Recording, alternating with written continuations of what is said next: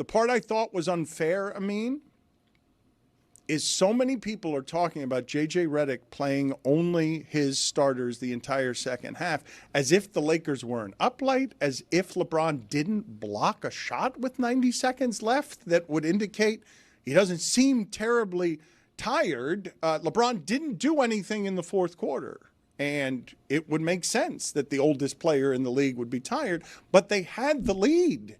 And they had the lead. DiVincenzo was great at the rim, and then LeBron blocked him at the rim. So you tell me, I mean, how fair is the criticism that you're playing your starters in a way that we haven't seen in a playoff game in 10 years? First of all, it wasn't the starters because Jackson Hayes started, subbed out at the 4 minutes, after 4 minutes, and never came back in like Judy from Family Matters. Went upstairs, never came back downstairs. Right? It's absolutely a fair criticism to ask 5 guys to play 24 consecutive minutes, right, without any sort of a breather, without any sort of a break, and also one of them is 40 years old. It's unconscionable. It's okay to do to Julius Randle and Anthony Edwards? They're young. They're young. You can do it with them. You can't do it, especially with the lack of depth that the Lakers have. And that's part of the chess match. Sure, we'd all love to play with injuries off and fatigue off and just play my best 5 players and keep going like it's a video game. But that's not the job, right? Steve Kerr finds a way to play Guy Santos. Everyone, like, you've got to find your Guy Santos. Is like, this guy shouldn't play on paper. Yeah, I'm not going to trust him in a playoff game. But I've done enough throughout the year to develop him and to give him the confidence that when the time comes where I need to steal, I'm stealing minutes for Curry, for Jimmy Butler, whoever, right? It's the same thing here, perhaps even more so because LeBron is 40 years old. You've got to find minutes. And the thing that I didn't like, well, I mean, this is what he said, but JJ was asked about it. He said, well, I asked the guys at the start of the fourth how they felt, and they all said they felt good. So I had to trust them. And I'm like, of course they're going to say that. Who's going to raise their hands and say, Coach, I'm tired? No one's going to do that. So you have to be the bad guy and say, I got to steal it for you. I got to find – it's a lot of times what guys will do, end of the third, beginning of the fourth, and then we get like that quarter break in there. We extend that rest. But you went full 12 in the third and full 12 in the fourth. Of course it's going to happen that way. And if you look at the series, the Wolves have outscored the Lakers in the fourth quarter by a lot, and a lot of that has to do because the Lakers are running out of gas, which, by the way, I said when the Luka Doncic trade happened, I said, this is an awesome trade. L.A., congratulations. This year, just use it as a kind of like playing around thing. Next year, you guys are going to be awesome when you can fix this team around him and fit his skills. And everyone's like, oh, no, the Lakers are going to go out right now. I'm like, what are you talking about? They have no bigs. They have zero depth. You think you can just waltz? I get it. Luka's great. LeBron's great. You think you can just waltz out there in a playoff scenario and their greatness is just going to erase every other advantage? But here we are. They played Friday night. And then played again that soon afterward and put 19 points up in the fourth quarter, and LeBron had 0 points. What do you say to my point, though, Amin, that with 90 seconds left in that game, not only were you still leading, you also got a challenge, you got 2 timeouts, you had a bunch of stoppages in play, and the Lakers got overturned on an above camera angle. Like, I could say they were gassed, and it's the reason they gave up the lead in the fourth quarter. But at the end, you're still telling me that in winning time, the Timberwolves have more energy than the Lakers do as LeBron blocks the shot. And if they don't go to the overturn there, the Lakers are going to have the lead with 12 seconds left. Dan, what you just basically told me is I could go do cartwheels in the middle of Biscayne Boulevard and not get hit by a car. Ipso facto, I'm awesome at doing cartwheels across Biscayne Boulevard. No, it means that time it worked. So had they won that game because they were up, you could be like, oh, well, see, there was nothing wrong. But the process is faulty. We know the process is faulty. The result is the result. I think the bench is faulty. More than the process. That's what we're saying. The process is because of the bench. And because they don't have the depth, he felt the need to do this. But then even when you're going to do this, even when you don't have the depth, you have to find a way to cheat some minutes for them. Some rest here or there.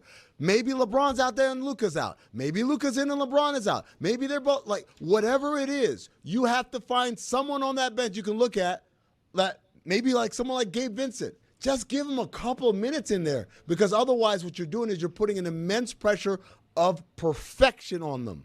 Some of this is obviously playing the result. I think if the Lakers win, JJ Redick is a little bit of an avant-garde guy who made a bold decision.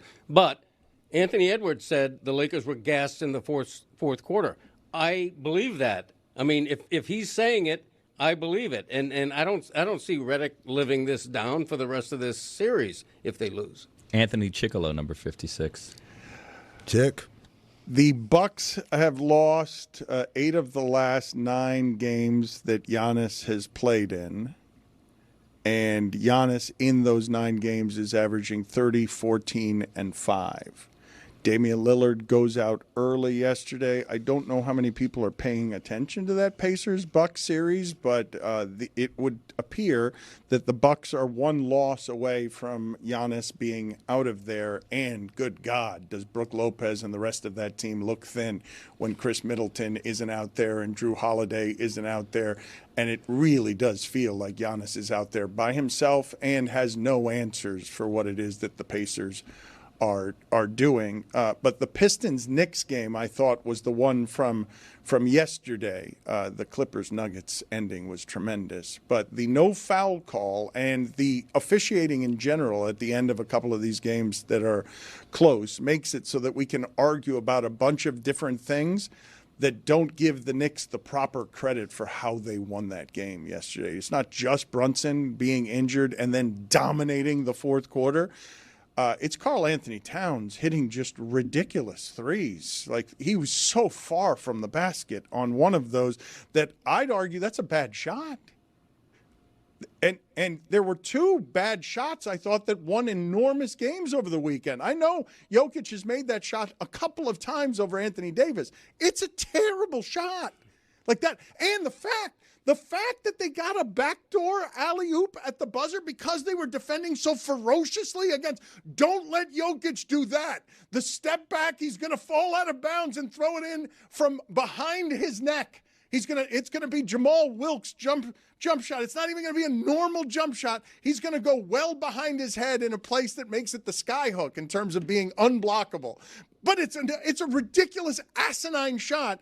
I mean, Aaron Gordon dunking that at the rim. How the bleep does that happen? 2010 Western Conference Finals, Game 5, Los Angeles Lakers versus Phoenix Suns. Suns make a huge comeback, capped by a Jason Richardson bank shot 3. We've got all the momentum. They call timeout. We know where it's going. There are no illusions who's going to get the ball, and there are no illusions as to what he's going to do when he gets the ball. Kobe Bryant catches it on the right sideline. We aggressively trap out of him, so aggressively that he airballs the shot. If he had hit the rim, if he had hit the side of the backboard, that ball goes outside. Overtime, we probably win the game, right? Instead, it's an air ball. Who's waiting right under the rim? Ron Artest catches it, lays it up, game over. That's how it happens. Sometimes, and that's, you want to know the word gravity in basketball? That's gravity. The gravity, the respect level is so high that we're going to sell out completely on everything in order to make sure that you don't beat us. But in that process, you then neglect someone who's just lurking around. And so Aaron Gordon, and I was talking to my kid about this, a lot of people are going to say, oh, Aaron Gordon, because he's 6'9", and he's got like a 40-inch vertical. Like, yeah, but that's not what made him. He was right place, right time because he anticipated. He visualized. He said, if this ball comes short, I'm going to be ready. And that, ladies and gentlemen, that's what veteran play is. That's what championship-winning basketball is the guys who are thinking the game before it happens, not trying to react after it happens.